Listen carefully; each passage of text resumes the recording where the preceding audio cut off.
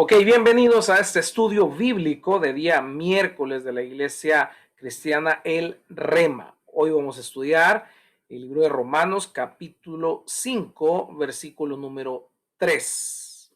Voy a leer el verso 2 para entrar en contexto. Habíamos estudiado, dice, por quien también tenemos la entrada por la fe a esta gracia en la cual estamos firmes y nos gloriamos en la esperanza de la gloria de Dios. Eso vimos el miércoles anterior y hablamos de aspectos muy importantes para hacer una pequeña retroalimentación. Hablamos de cómo llegamos hasta el punto de la gracia. Hablamos que era solo por medio de la fe en el Señor Jesucristo. Hicimos una diferenciación también de la persona que vive en gracia, que debe vivir diferente a todo el mundo, que no es del montón, que dicen yo voy a la iglesia o yo soy creyente, sino es una persona que tiene los frutos de la gracia, que puede vivir y gozar de esa gracia. ¿Cómo se llega?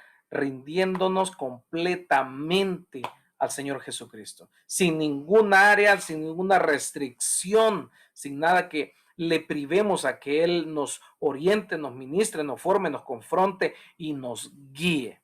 Así es que veíamos eso, hablábamos también de la fe salvífica que no viene de parte del ser humano, sino solamente viene de parte del Espíritu Santo. Es importante ese punto también que hablamos acerca de quién nos enseña y veíamos que quien nos enseña en ese proceso es el Espíritu Santo. Es Dios por medio del Espíritu Santo en nuestros corazones. Y la obediencia nos da acceso a la limpieza de pecados y a su sangre. Entonces, veíamos también que la fe salvífica no se ejerce creyendo con la mente como cualquier otra fe o esperanza humana que podamos tener en algo o en alguien, sino que ésta se ejerce por una operación especial de parte del Espíritu Santo y viene por medio de la justicia del Señor Jesucristo. Hablábamos también acerca de sellar, ¿se acuerda?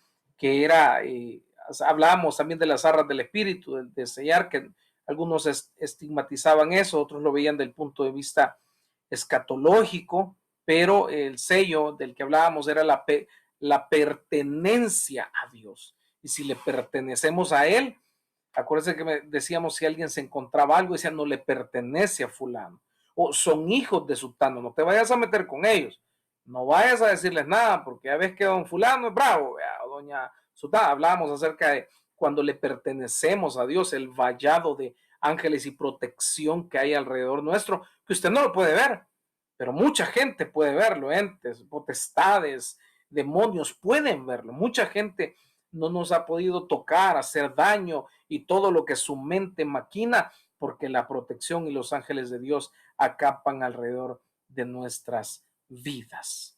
Muy bien, ¿qué más hablábamos? Bueno, que el sello principalmente está en nuestros corazones y hablábamos de dos aspectos a alcanzar. Lo primero, que el creyente reciba su promesa total. Esto incluye la redención del cuerpo mediante la resurrección, y la otra, hasta que el día que se produzca la redención, en el sentido de la recuperación plena de lo que le pertenece por compra en virtud de la sangre de Cristo. Muy bien. Habiendo hablado del contexto, ahora el verso número 3 nos dice, y no solo esto, imagínense todo lo que hablamos la otra vez, y dice, y no solo esto, como queriendo decir, usted va y dice, mire, yo quisiera esta refrigeradora, usted va a un almacén y dice, yo quiero una refrigeradora, muy bien, sí, mire, ¿se acuerdan en los piquetes? Alguien compró con piquete, que hoy tenemos de piquete un ventilador, ahora tenemos de piquete una cafetera, así le llamaba, ¿verdad? Como una enmienda. Y uno decía, qué bueno. Entonces, pero no sé si todavía lo voy a comprar o sí lo voy a comprar. Pero no solo eso le decían, sino que tenemos en oferta tal, todo iba cobrado, hermano. Ah, usted todavía cree. Usted no cree en pajaritos así, ¿verdad? Que no iba cobrado eso. Usted no cree que se la llevó de listo. Puchica, viste. No, si por eso me dieron 3 vasos de plástico, porque soy bien listo. No, porque soy bien listo. No, eso ya iba cobrado en la factura. ¿Sabe qué es lo bueno de lo que vamos a ver ahora? Que esa factura ya hubo alguien que la pagó. Y es el Señor Jesucristo. Entonces, en esta factura, usted y yo no tenemos que pagar absolutamente nada.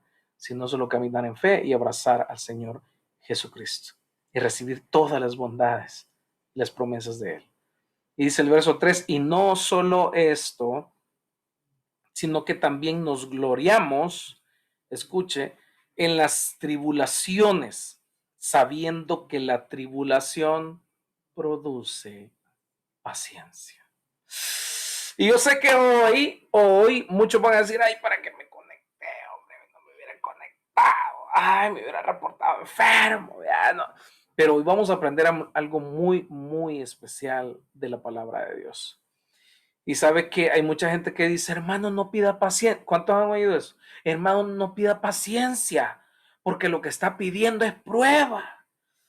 Ay, mire, ahora a la luz de la palabra vamos a ver toda esa cobardía y temor que tenemos de pedir paciencia, de que un día oímos eso y ya jamás volvimos a pedir paciencia, ¿no es cierto? No, porque me va a venir la prueba, no, porque va a venir un desierto, no, porque va a venir un problema.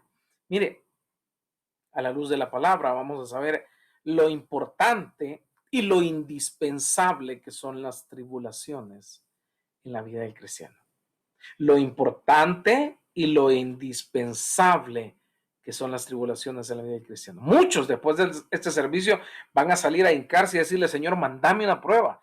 Padre, mandame una buena tribulación. Ya tengo días de no caer en una tribulación. Mire, muchos van a entender el valor de la tribulación, el valor del desierto del que están pasando, del que tanto han despreciado o del que tanto han llorado o del que tanto se han quejado o del que tanto han renegado por estar en medio de ese desierto.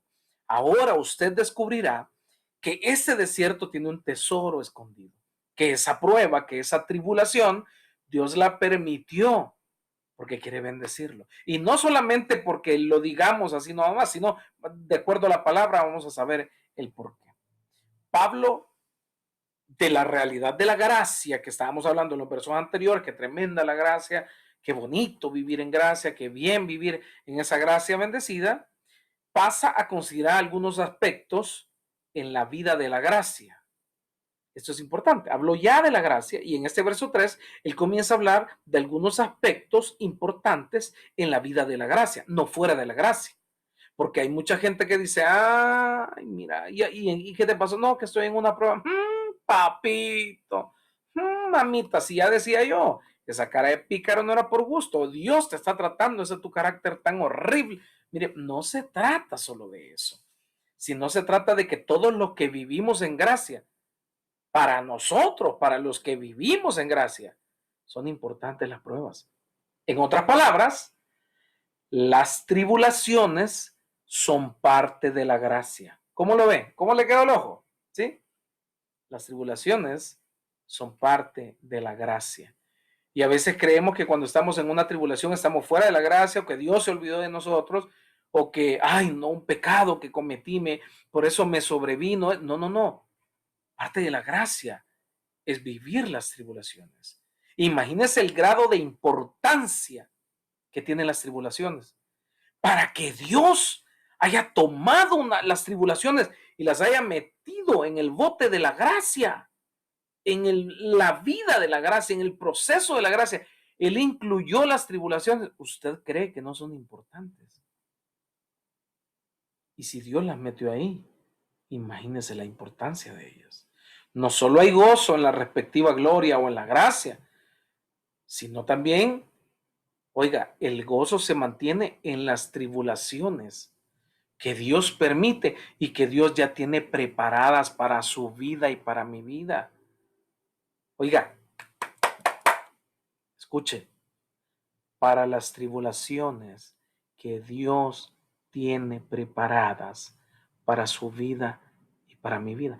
Eso quiere decir, ay, ahí viene lo bueno. Eso quiere decir que al pasar del tiempo, de la vida, de la madurez, del recorrer, del peregrinaje del cristiano, Dios está más adelante con un regalito. Bienvenido, hijo, al 2021. Te tengo un gran regalo, una tribulación. ¡Ah! ¡Qué bonito eso! Mire, qué especial es eso. Y nosotros, no, no, no, el 2021 no, papá, ya sufrí el 2020. Este año que sea de pura bendición. Y Dios dice, sí, claro que sí. Ese regalo que yo te tengo, ese regalo especial, es una tribulación. Pero es una tribulación que convertirá tu carácter. Es una tribulación que en los tiempos de gracia, donde yo voy y veo esa mata, ese árbol, esa higuera, y llego y le doy vuelta a las hojas y digo, está vacía la higuera, hombre. La higuera no tiene, y ya lleva años, y años de ser cristiana, ¿verdad, hermana? Y años de ser cristiano, ¿verdad, hermano? Y tanto año, y no le veo el fruto de la paciencia. Todavía no se lo veo. Le voy a regalar una tribulacioncita. Con este regalito, yo voy a producir paciencia en la vida de mi hijo. Mire qué bonito Dios, ¿verdad? Él está en especial. Mire, él sabe. Es así como que el día de su cumpleaños, ¿sí? El día de su cumpleaños alguien le regala y usted va y abre el sobre y todo, y usted dice, ¡ah! ¡Qué increíble! Es justo lo que yo necesitaba. Así son las tribulaciones cuando vivimos en gracia. Es justo lo que necesitamos, pero no siempre es justo lo que esperamos. Porque Dios nunca se equivoca, porque su voluntad es perfecta. Mire, la paz de Dios no se manifiesta siempre en el presente como un estado ausente de dificultades. Eso no es cierto. Por eso le dije hace 3 miércoles, le dije, la paz se conoce aquí, porque es un departamento, no, la paz se conoce humanamente, la paz se conoce por una banderita blanca, ¿no es cierto? Porque todo está pasivo, tranquilo, y apenas se oye el grillo en la noche, ¿no es cierto? Así es como nosotros hemos imaginado o nos han vendido el concepto de paz. Pero si nos vamos a la Biblia y nos vamos a la historia bíblica y a las promesas bíblicas, Dios permite la paz en medio de la tormenta. Es que esa es la verdadera paz, hermano. Mire, si es fácil irse a la playa ahorita, ver la luna, acostarse en una buena hamaca, hermano. Acostarse en una hamaca riquísima y comenzar a ver la luna y tomarse su atolito, su buen coctelito, lo que usted quiera. Y uno dice, esto es vida. Sí, porque eso nos ha enseñado el prototipo humano, el prototipo de este mundo, la cosmovisión de este mundo. Sin embargo, Dios nos enseña a tener paz en medio de la tribulación. Y eso es vivir en gracia. Eso es verdaderamente vivir en gracia. El gloriarse del cristiano une el fruto, oiga, de esperanza con la realidad del presente. En la peregrinación, por supuesto, o en el caminar, que es una contradicción, ¿no es cierto?, con la gloria del futuro. Porque en la gloria del futuro, en los tiempos donde ya seamos con la segunda venida de Jesús, en esos tiempos va a haber otro tipo de vida. Pero aquí Dios nos está enseñando a vivir en paz en medio de las tribulaciones, a vivir en paz en medio de las tormentas. Por eso precisamente, y lo voy a decir de manera literal, Jesucristo se sube a una lancha, se suben todos sus discípulos y comienza a llover y comienza a estremecer el viento y Jesús dormía, dice la Biblia, literalmente. Oiga, él estaba dormido. La lancha estaba a punto de darse vuelta. ¿Cuántos tienen ese tipo de sueños? Sí, yo conozco gente que usted le hace bigotes, le hace barba, le hace de todo, y cuando se levanta no se dio cuenta de absolutamente nada. Sí, porque tiene un sueño pesadísimo.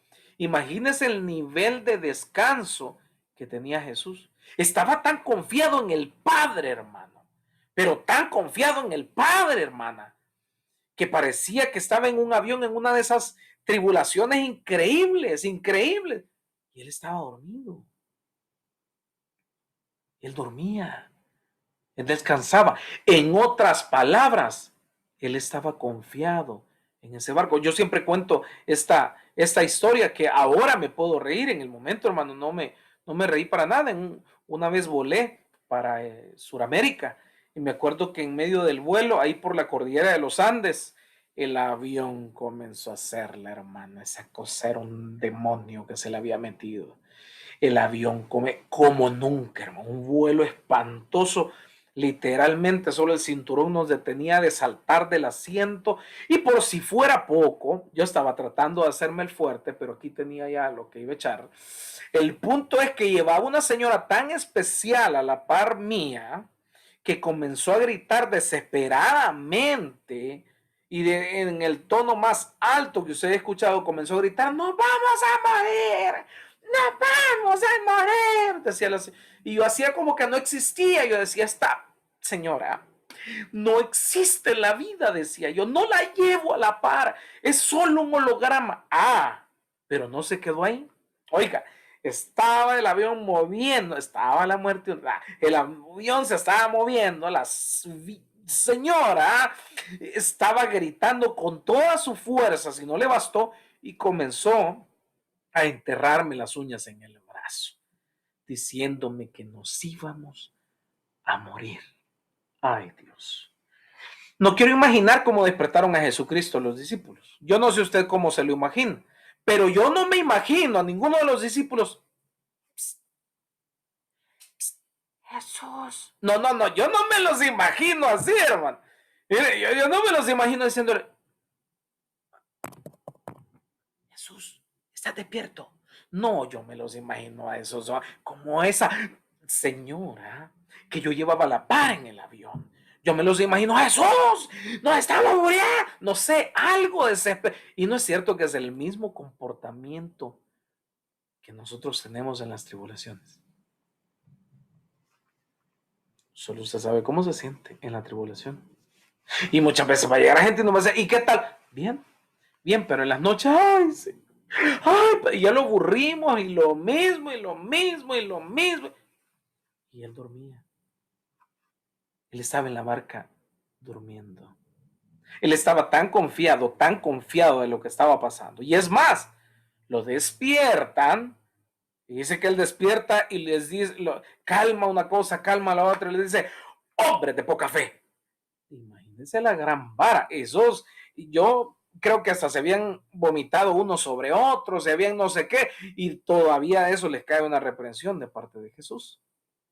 ¿Sabe por qué? Porque la paz del cristiano se manifiesta en la peor de sus tribulaciones, en los momentos más difíciles. Dentro de la gracia es donde nosotros manifestamos el mayor nivel de confianza en Jesucristo. No es lo mismo un hombre sereno, tranquilo, o una mujer serena, tranquila, que no esté bajo presión y tenga que reaccionar a una persona que le estén presionando o vituperando o gritando o maltratando. No es cierto. No es cierto que como cristianos, cuando no tenemos problemas con la gente, somos un ángel. Unas alotas, pero no vaya a ser que su hermano de la iglesia, que nuestros vecinos, que nuestros compañeros de trabajo o que alguien ponga el dedo en la llaga. Vaya, aquí no hay orgullosos, pero digamos que hubiera gente orgullosa y a alguien le toca su orgullo, ¿sí?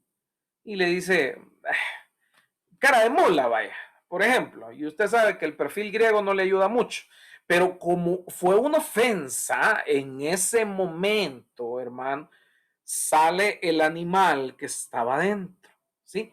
Entonces, la paz, ¿dónde quedó? En medio del tráfico, ¿cuántos manejan aquí? Bueno, independientemente si maneja o no, pero la pregunta es, cuando estamos en medio de un tráfico, una vía colectiva, en un bus colectivo o en un manejando nosotros, cuando hay tráfico, hay pitos, hay gritos, hay calor, hay mala música. ¿Cómo reaccionamos? La reacción que nosotros tenemos es realmente lo que nosotros somos. No es lo que creíamos que éramos. Por eso, la reacción de Jesús dentro de la barca fue lo que él era. La Biblia dice que él es el príncipe de paz. Y es lo que nosotros debemos ser. Tener la paz de Dios en cualquiera de las dificultades, no importando en el estado que nos encontremos. El sí de la fe se confirma también en el no de las circunstancias difíciles. Es fácil levantar las manos cuando nos está yendo bien, ¿no es cierto? Es fácil abrazar a un hermano y decirle, ánimo, adelante, cuando nos está yendo bien. Pero cuando nos está yendo mal, no queremos ni acercarnos al... No, no quiero ni que me vean los hermanos de la iglesia. Voy a quitar la cama. ¿Cuánto quitaron la cámara esta noche? No, no, que nada, pero usted porque tiene el pelo como que fuera churro, mal cocido. Pero no, hay mucha gente que no pone la cámara porque sabe cómo se encuentra. Y no es fácil. Para nadie es fácil. ¿No es cierto? Pero cuando acaba de ir al salón, no se quiere poner la cámara, ¿verdad? Cuando tiene la mejor camisita, ay, qué bonita me veo, qué guapo me veo con el corbatín, ¿verdad? Y quiero que todos me... Pero en los momentos difíciles, a veces no queremos ni estrechar una mano, ¿no es cierto? Y es parte del proceso humano. Pero es ahí específicamente donde nosotros debemos de aprender a tener paz. Es donde nosotros damos el fruto de la paz. ¿Por qué? Porque la paz se fundamenta en Dios y recibe su contenido en Cristo Jesús. De esa forma, en las tribulaciones también hay gozo. Pero ¿qué comprende la tribulación? Voy a decir un par de cosas que comprende la tribulación, porque ahora vamos a introducir el tema. Número uno, o literal A, como usted quiere escribirlo, desgaste diario. Es algo que comprende la tribulación. Siempre habrá un desgaste día tras día tras día que, escuche esto, nunca podrá evitar. Nunca podrá evitar ese vecino tan odioso. Nunca podrá evitar ese compañero o compañera de trabajo que ya lo tiene en medio de las dos cejas. Nunca podrá evitar ese problema con su esposo, con su esposa, con sus hijos o con sus padres. No, en otras palabras, nunca podrá evitar esas lijas que están puliéndole día a día. Pastor, ¿por qué dice eso? Segunda carta a los Corintios, capítulo 4, verso 16, dice, por tanto, no desmayamos. Antes, aunque nuestro hombre exterior se va desgastando, el interior, no obstante, se renueva de día en día. ¿Escuchó eso? De día en día. O sea que cada desgaste diario, cada tribulación diaria, cada persona diaria que nos está lijando, que nos está perfeccionando el carácter, que nos está ayudando a madurar en cuanto a nuestro carácter, exteriormente nos desgasta. Sí. ¿Y cómo viene ese desgaste, pastor? Ahí voy. Aunque usted no lo crea, el desgaste se nota hasta en las arrugas de la gente. Vamos, estire la cara así. Yo no tengo arrugas, pastor. Yo no tengo arrugas, sí. Yo sé que usted no tiene arrugas, pero estoy hablando con la gente que sí, en algún momento le salió alguna arruguita. ¿Sabe usted que hasta eso muchas veces son expresiones del desgaste en la vida diaria? No podremos evitar eso jamás. No podremos evitar ese desgaste. Nunca. La situación de salud, por ejemplo, cuántas horas usted trabaja al día es un desgaste. Con el tipo de personas que tiene que lidiar es un desgaste. En todos los lugares donde estemos hay un desgaste con gente. Siempre habrá un desgaste porque no sé por qué, pero le voy a decir esto, la gente nunca es como nosotros queremos, hombre. Y yo le he preguntado a Dios por qué y le he dicho, Señor, pero ¿por qué, hombre? ¿Por qué no son como yo quiero que sean? Qué difícil ese tema. ¿Sabe por qué? Porque a lo mejor yo soy el que tengo que cambiar y no me he dado cuenta.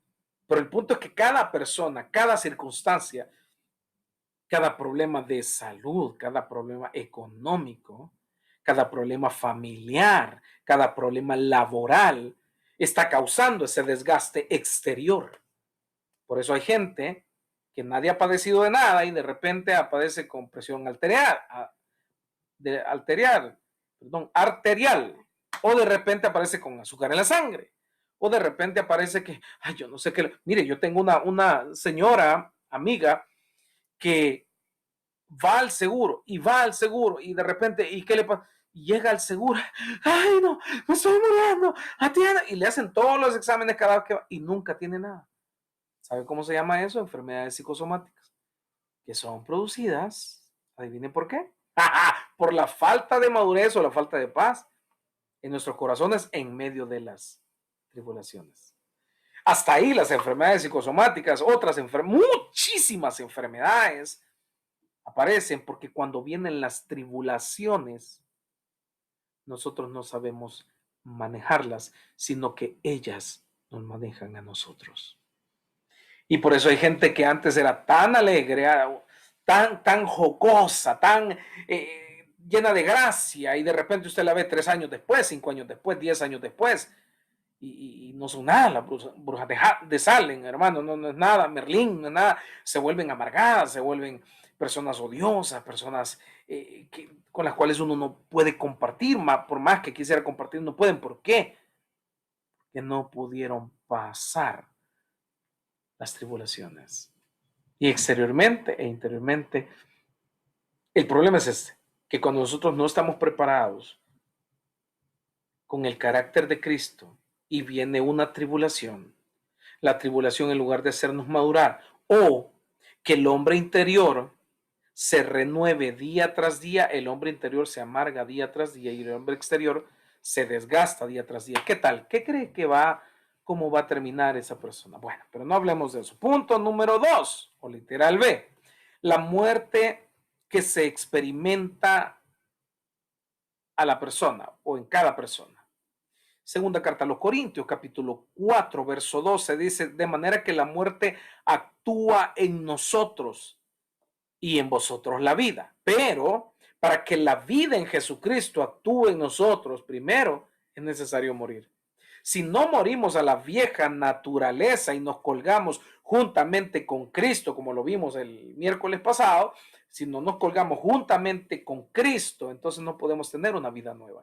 Toda aquella persona que no experimente la muerte diariamente, no experimentará una mejor vida diariamente. No podemos esperar una buena vida si no estamos dispuestos a dejar una mala vida. Porque Dios no puede obrar por encima de algo que esté chueco, que esté malo. Por eso dice la Biblia que Dios arranca. Hay tiempo de arrancar y después hay tiempo de plantar. Porque Dios primero necesita arrancar lo que nos sirve para plantar lo que sea de Él.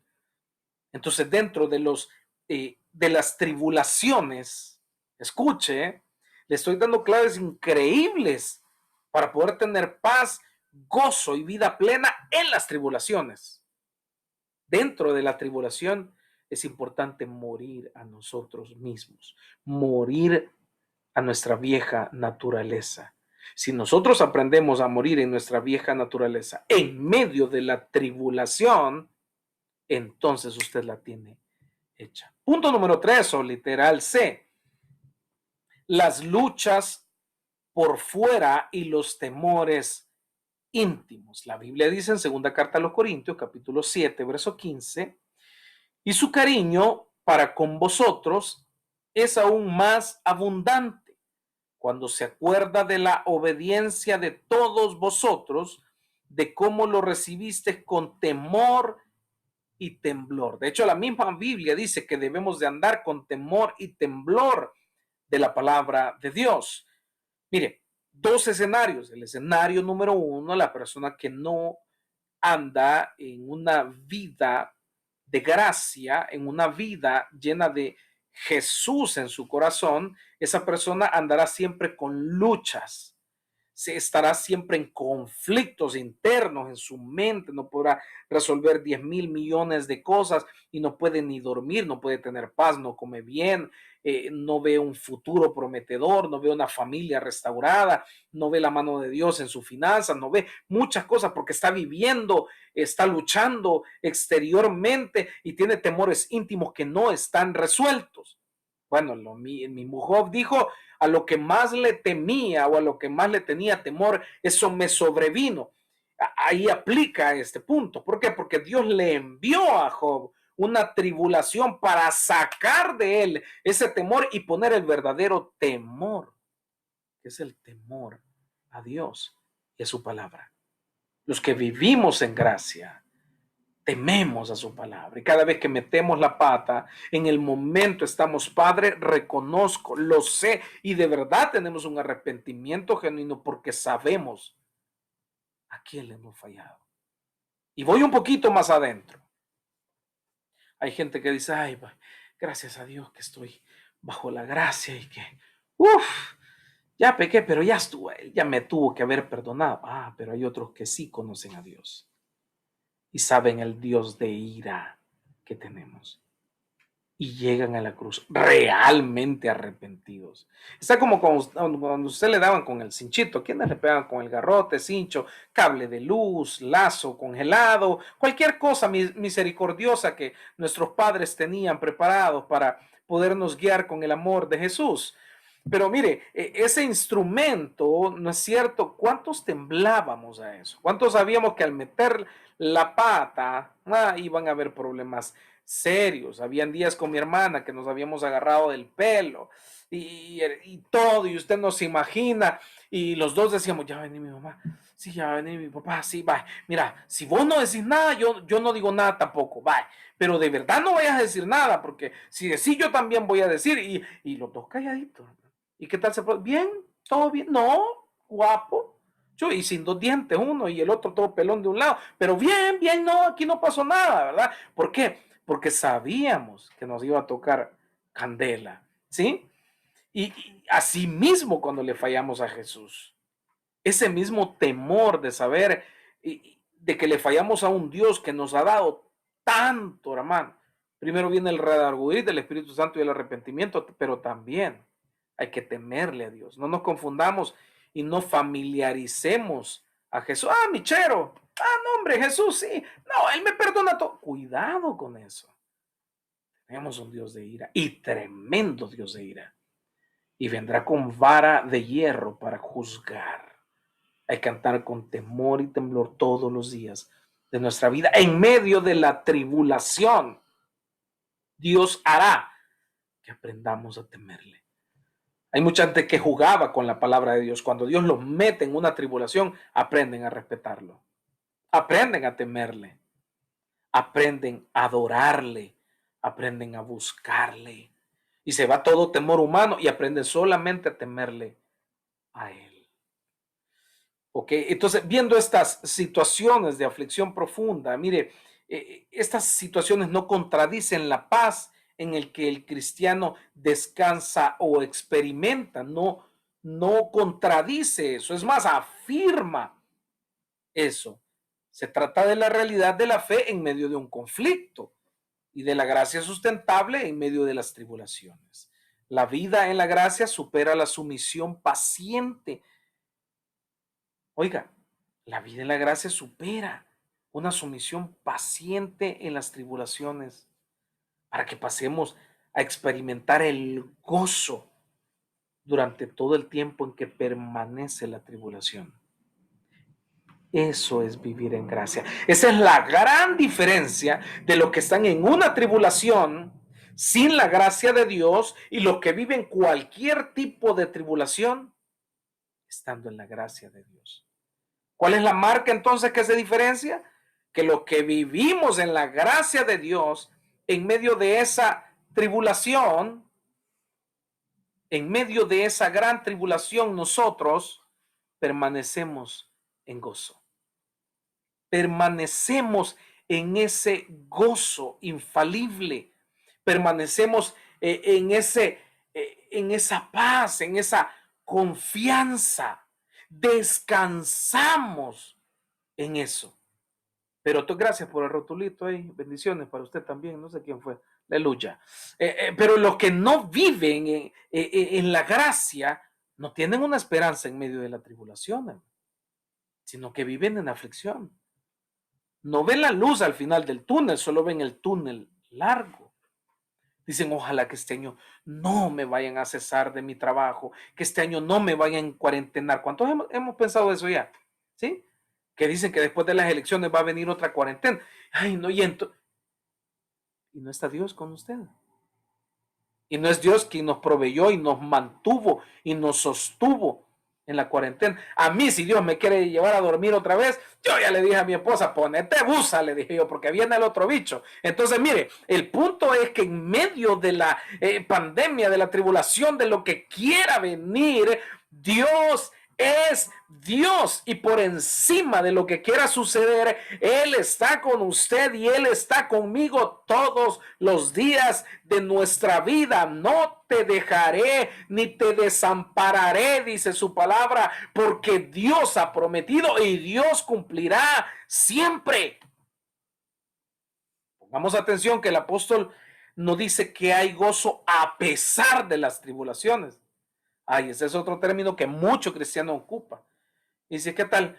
Gozosos, a pesar de lo que vivo, a pesar del marido que yo tengo, a pesar de la vieja como mujer. Mire, yo gozoso porque cada quien vea, y a pesar de que, mire, solo frijoles, ay, gozosos a pesar que solo frijolitos, ay, cuánto. Mire, más de alguno hemos dicho algo de eso, hermano, ¿sí? Gozoso a pesar de ese trabajo que ni me pagan bien. Ay, gozoso a pesar de tanto calor aquí en el país. Gozoso a pesar. El apóstol Pablo no dice eso, ¿sí? Sino que dice que hay gozo en la tribulación, no a pesar de la tribulación. No nos equivoquemos. Y ahí voy. Porque todo aquel que pasa una tribulación quejándose, repite la plana. Alguien tuvo que decir, papá, perdóname. Todo aquel que está en medio de la tribulación diciendo, qué injusto mi jefe, qué injusto el vecino, qué injusto no sé quién, qué injusto, ay, sí, yo tan bueno, y yo tan amable, y yo tan de buen corazón, es que por él me hacen todo porque tan bueno que soy, tan buena.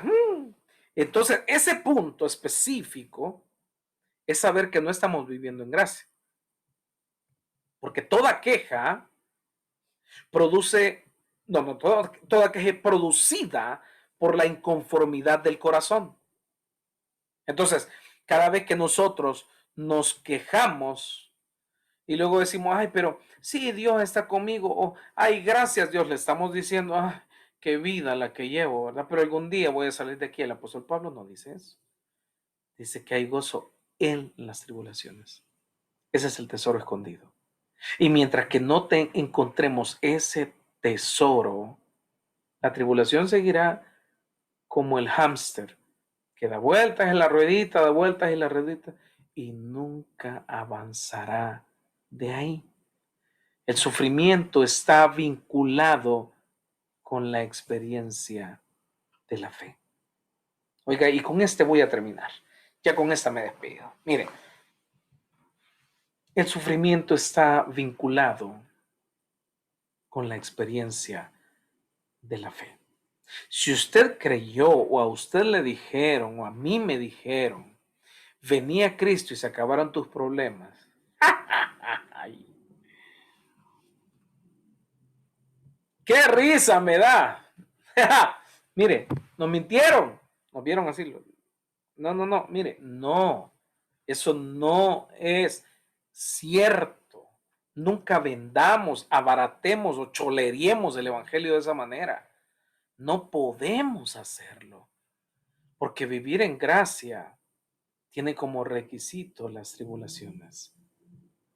Y el sufrimiento está intrínsecamente relacionado con la experiencia de la fe. Y si no fe, ¿en qué va a tener, hermano? Si toda la vida estoy en una gran abundancia económica y siempre, y entonces ¿dónde está la fe? Si no he sido probado en ese punto económico. Dios prueba y permite el sufrimiento en la vida de sus hijos para que la experiencia sobrenatural de la fe, que es un don de Dios, no es algo natural, que la experiencia sobrenatural del don de la fe en el Señor Jesucristo sea vida y sea realidad. Mire, el primer punto es en el amor de Dios. Romanos 8:35 dice, ¿quién nos separará del amor de Cristo? Y la primera cosa que pregunta es, ¿tribulación? ¡Ja! ¡Tremendo! ¿Quién nos separará del amor de Jesucristo? ¿Nos separará la tribulación? Pregunta. Sí, y esto es para aquellos que en algún momento les, Dios, ¿por qué me has desamparado? Dice, no te separará del amor de Dios la tribulación. Ay, no, yo soy la oveja negra, por eso me tiene así. No, tal vez el color de piel no nos ayuda, pero eso no tiene nada que ver con esto, porque ninguna tribulación, y luego dice angustia, luego dice persecución, hambre, desnudez, peligro, espada, etcétera. Termina diciendo, pero la primera que ocupa es tribulación. No nos podrá separar del amor de Dios. Así que por grande que sea la prueba que esté pasando usted, que estoy pasando yo, o la que vendrán, porque vendrán muchas y esperémoslas. Ya vamos a llegar a ese punto. Cualquier tribulación que venga no nos separará del amor de Dios. Eso quiere decir que siempre habrá cuidado de Dios, sustento, siempre habrá protección de parte de Dios, provisión de parte de Dios, vida de parte de Dios. Y si tenemos a Dios de nuestro lado, a que venga el toro que quiera venir, hermano, ¿cuál es el problema? No tenemos ningún problema con eso. Sí, pero no le tengamos miedo a lo que ha de sobrevenir, porque el amor de Dios siempre estará con nosotros. Número 2, en nuestro ministerio habrá sufrimiento. Por supuesto que sí. Primera carta a los Corintios, capítulo 4, verso 9, dice, porque según pienso, Dios nos ha exhibido a nosotros, los apóstoles, como postreros, como a sentenciados a muerte. Mire qué bonito. Mire qué bonito, cómo los había exhibido Dios, dice, cómo los había escogido, como a sentenciados a muerte. Hermano, esto es other level, es otro nivel de sufrimiento. Y usted quejándose porque no tenía para la cora de tortillas hoy por el amor de Cristo Jesús, hermano. Ellos estaban sentenciados a muerte. Los apóstoles tenían los días contados. ¿Se imagina eso? O sea, que ellos sabían que en cualquier plaza, en cualquier parque, en cualquier casa, en cualquier iglesia, los iban a llegar a traer, los iban a matar. Pero nunca los detuvo eso. Después dice, pues hemos llegado a ser espectáculo para el mundo. Y era cierto. A los ángeles y a los hombres somos espectáculos. Nosotros somos insensatos por amor de Cristo, mas vosotros prudentes en Cristo. Mire cómo se ponían ellos. Es antagónico lo que dice, no lo concibo. Dice, nosotros débiles, mas vosotros fuertes. Vosotros honorables, mas nosotros despreciados. Hasta esta hora padecemos hambre, tenemos sed, estamos desnudos, somos abofeteados y no tenemos morada fija. Nos fatigamos trabajando con nuestras propias manos, nos maldicen y bendecimos, padecemos persecución y la soportamos, nos difaman y rogamos. Hemos venido a ser hasta ahora como la escoria del mundo y el desecho de todos. Y usted quejándose por su ministerio, me arrepiento. No, cuando termine esto, vaya a la cruz y dile, papá. Y yo quejándome porque me guiñó el ojo el hermano. Ay, porque no me dio la mano cuando entró a la iglesia. No, hermano, es que este es otro nivel. El ministerio es sufrido, hermano. Si usted creyó que venir a Cristo es que todos le iban a amar y le iban a abrazar, no, hermano, es que mejor si hubiera ido a una fraternidad de otra onda, ¿verdad? Pero no es iglesia. La iglesia es otra realidad, el ministerio es una realidad diferente, donde se sufre, donde se aguanta, donde se tiene que prevalecer. Imagínense todo lo que vivieron, sufrieron y hasta que murieron cada uno de ellos. Fue un espectáculo, porque cuando los iban a matar o los iban a pedir, muchísima gente vieron que habían escuchado sus prédicas y veían nada más el show y decían, ups, le cayó en el ojo, le sacaron un seso, mira, lo matáis, pobre Esteban, vea, también que estaba ese muchacho y mira, nadie metió sus manos, nadie lo defendió. Y cualquiera pudiera decir, ¿y Jesús? No, es que lo que usted y yo debemos de entender es que el mismo Dios no metió sus manos cuando latigaron a su hijo. El mismo Dios no metió sus manos cuando le metieron una corona de espinas, cuando lo hicieron caminar con esa cruz sangrando, que ya no podía más. Y no permitían ni que nadie le ayudara con ese peso. Cuando le metieron los clavos y Jesús, hecho hombre, gritaba, gemía de dolor y se desangraba en esa cruz y decía, Padre, perdónalo. Dios no dijo absolutamente nada. Y es que Dios muchas veces en medio de su sufrimiento, de mi sufrimiento, no dirá absolutamente nada porque nos es necesario sufrir, porque nos es necesario padecer por causa de Jesucristo, porque nos es necesario lijas en el camino, Judas en el camino, nos es necesario perder personas, perder cosas, aguantar tantas cosas en la vida, pero nos es necesario. No me venga siendo la pantalla de víctima, porque no caben las víctimas en el evangelio. Somos de Cristo, somos hechos, diseñados para sufrir. No me venga diciendo que a las 8 de la mañana ya no aguante ese ayuno porque le duele la cabeza. Sufra por causa de Jesucristo. Porque para eso somos diseñados, para sufrir, para pagar un precio por Él, para tener pasión por Él. Ministerialmente hay que aguantar también. Número 3, en la vida, en nuestra vida personal. Segunda carta a los Corintios, capítulo 1, verso 4. El cual nos consuela en todas nuestras tribulaciones, y dale con las tribulaciones, para que podamos también nosotros consolar a los que están en cualquier tribulación, por medio de la consolación con que nosotros somos consolados por Dios. Porque de la manera que abundan en nosotros las aflicciones en Cristo, así abundó también el mismo Cristo, nuestra consolación. Un día de estos hablábamos con mi esposa acerca de alguien que estaba ayudando y esa persona dijo cómo se dolía por la necesidad de otros hasta que había pasado por ahí. Muchas tribulaciones serán necesarias para que Dios nos haga sensibles a las necesidades de otros, para que Dios nos haga sensibles a los demás.